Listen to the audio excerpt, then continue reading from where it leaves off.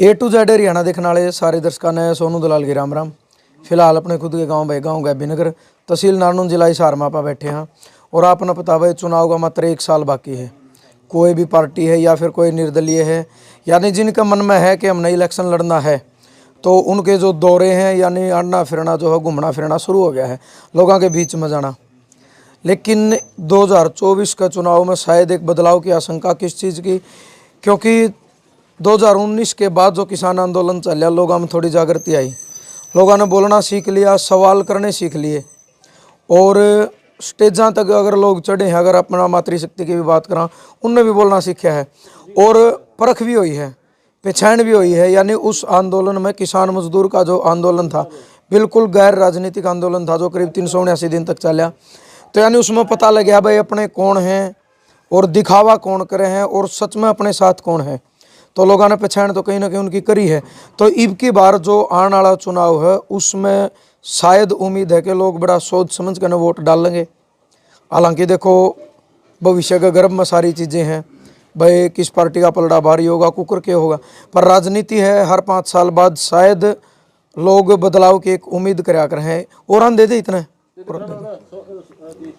तो सुशील खरब हैं एडवोकेट उगाड़न तय नारनून दलकत है। तो भाई साहब सबसे पहले अपना राम राम। राम राम सोनू भाई, आपको भी राम राम और आपके ए टू जेड चैनल के जितने भी दर्शक हैं सभी को मेरी राम राम। तो 24 के तैयारी में आपने मतलब घूमना फिरना शुरू कर दिया। सबसे ज़्यादा अगर एक बदलाव आया तो लोगों ने यह चीज़ देखनी शुरू कर दी कि मतलब इलेक्शन का टाइम कौन आवा है और बिना इलेक्शन का टाइम कौन आवा है।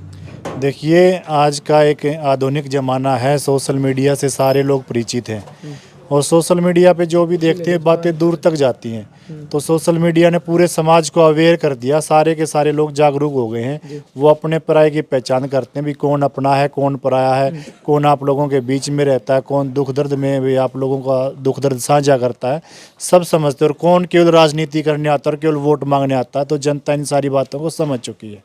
अब की बार बदलाव आना निश्चित है।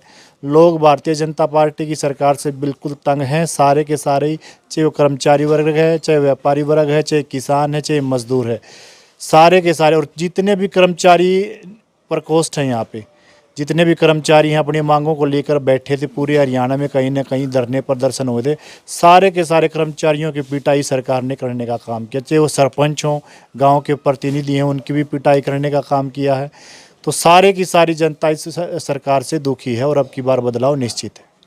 जिस टाइम इलेक्शन का टाइम आवे या उस तो 1 साल पहला की फिलहाल जो टाइम चल रहा है इसकी अब बात कर लें। जो भी आवेंगे, जो राजनीतिक लोग हैं, जो भी राजनीति माना चाहो, जो भी आएंगे, सबके तो पैरों का हाथ लाओगे, सबके नमस्ते करेंगे, सबकी राम राम करेंगे। एक बार एमएलए बन जाओ फिर ना तो उनता वन जन दे ना उनता यन जन दे, फिर तो गाड़ी के भी लोगों को लगन देंगे। मतलब उस कुर्सी का इतना नशा क्यों हो के आदमी मतलब न्यू भूल जाए कि तुम इन्ने के वोटा तो बने भूल जाए।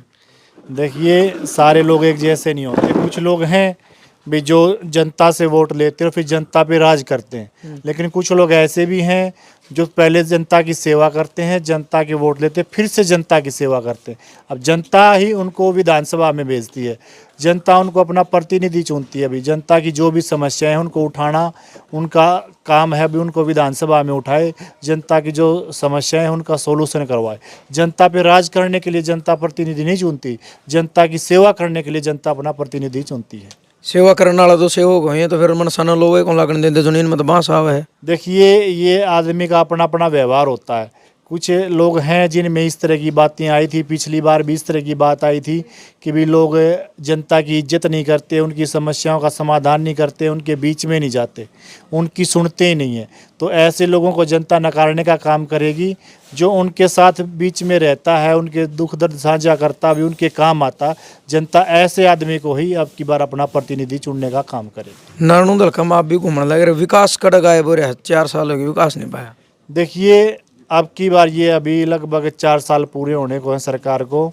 नारनून नहीं, पूरे हरियाणा में विकास नाम की कोई चीज़ नहीं है, कहीं पे कुछ नहीं हो रहा। चाहे रोड देख लो आप, सारे रोड में तो रोड भी बन गया, नारनून दाला तो विकास कड़ियाँ नारनून में बिल्कुल ऐसे ही पड़े हैं। पिछले 4 साल से विकास के नाम पर एक ईंट भी पूरे नारनून विधानसभा क्षेत्र में नहीं लगी। खुद नारनून शहर में गोड्डे गोड्डे ढूंगे खड़े हैं। कुल शहर की और भी बुरी हालत है। आप चाहे कहीं भी आप जाते हो घूमते हो, कहीं भी देख लो जाके, शहर के जो चारों तरफ है नारनौंद में जो एंटर करते हैं रोड, सारे के सारे बिल्कुल टूटे पड़े।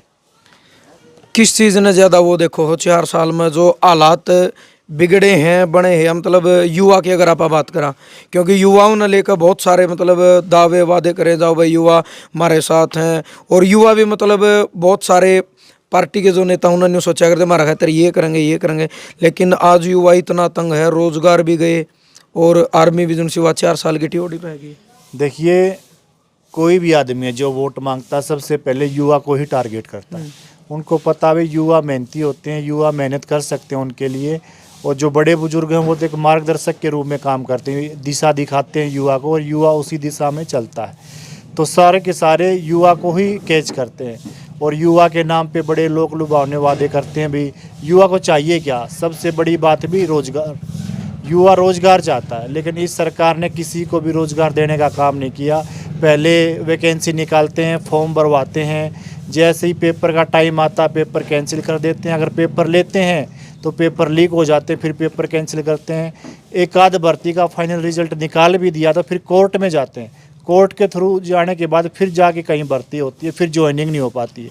तो इस सरकार ने सारे युवाओं को बेरोजगार करने का काम किया है, और वो युवा ही अब की बार इस सरकार को बदलने का काम करेंगे। बुजुर्गों की पेंशन काटी गई, चौधरी देवीलाल द्वारा एक मान सम्मान था एक प्रकार, तो उस सम्मान का भत्ता था उनका भाई, ताकि बहुत सारे बुजुर्ग ऐसे हैं जिन लोग घर तक ऐड देने को अगर वो अपनी मरोड़ पर अपना पेट भर सकें इतना, यानी एक मान सम्मान राशि थी, वो भी मतलब बहुत सारे बुजुर्गों की काटी गई।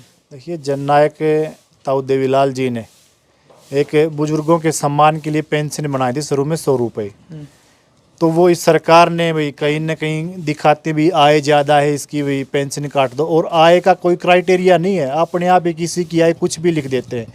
सारे के सारे बुजुर्ग जिनकी पेंशन कटी वो खिलाफ हैं, बेचारे दफ्तरों के धक्के खा रहे हैं, उनकी कोई सुनवाई करने वाला नहीं है। तो सारे के सारे वो बुजुर्ग हैं सरकार के खिलाफ, अब की बार सरकार से परेशान है, वो सरकार को बदलेंगे जरूर। जिनका जमीन का टुकड़ा नहीं आता उनके राशन कार्ड कट के 10-10 किले वाले राशन ले। बिल्कुल, इसका कोई क्राइटेरिया ही नहीं है, वहाँ बैठे बैठे अपने आप किसी की भी आय कुछ भी लिख देते हैं, फिर बाद में बोलते हैं इसकी तो इनकम ज़्यादा है इसलिए इसको ये लाभ नहीं मिल रहा, ये लाभार्थी नहीं हो पाएगा। सरकार की जो नीतियाँ हैं उनका फ़ायदा इनको नहीं मिल पाएगा। वो अपने आप ही बिना क्राइटेरिया के किसी की कुछ भी आय लिख देते हैं, और परेशान होना पड़ता आम जनता को। 2020 का जो मतलब बढ़िया का मुआवजा था उस खातर 47 दिन धरना चले, आप भी आए थे, यानी एक 6,500 रुपये पर एकड़ की मतलब एक समझौता हो गया था भाई। 6,500 माला की कुछ नहीं होता, 5-4 गेड़िया में ट्रैक्टर वाला एंड जे तो ये ले जाए इतने तो, लेकिन आज 2023 हैगी, तीसरी फसल चल रही है, वो होंदा कुछ नहीं, वो रुपये भी नहीं मिले। हालांकि समझौता में ये कहा था, पगड़ी इतनी पर दी थी कि हो गया समझौता, न्यूडल देंगे, लेकिन सब झूठ। देखिए, उस समय खेड़ी चोपटा तहसील के अंतर्गत जितने भी गांव आते थे उनको बिल्कुल भी मुआवजा नहीं दिया गया, उनको नज़रअंदाज किया गया। तो इन गांव ने सब ने मिलकर धरना देने का काम किया खेड़ी चोपटा तहसील में, और वो धरना 47 दिन तक चला। इन गांव के लोगों ने बड़ी मेहनत की, युवा भी खूब जाते थे, बुजुर्ग भी, और ख़ासकर औरतें भी उस धरने में खूब सारी भागीदारी रही औरतों की भी। तो सब ने मिलकर वो लड़ाई लड़ी, लास्ट में ये रिजल्ट निकला भी 6,500 रुपये पर एकड़ देंगे। हालांकि 6,500 में कुछ नहीं होना, जो भी उस फसल पर खर्च आया था उसका आधा भी पूरा नहीं होता 6,500 में, लेकिन वो 6,000 भी नहीं मिल पा रहे। तो यही कई सारे कारण हैं जिनसे लोग दुखी हैं। और क्या समस्या आपने देखी? आप नारायणगढ़ कम घूमे हो, मतलब कोई लेडीज ने बताया हो, बुजुर्ग ने बताया हो, बड़का ने बताया हो, युवा ने बताया हो? देखिए, समस्या यही है, अभी पेंशन काटी जा रही है, राशन कार्ड काटे जा रहे हैं, कहीं कोई रोजगार नहीं मिल रहा है। सबसे बड़ी तो यही है, भी रोजगार नहीं मिल रहा है, मेन समस्या यही है।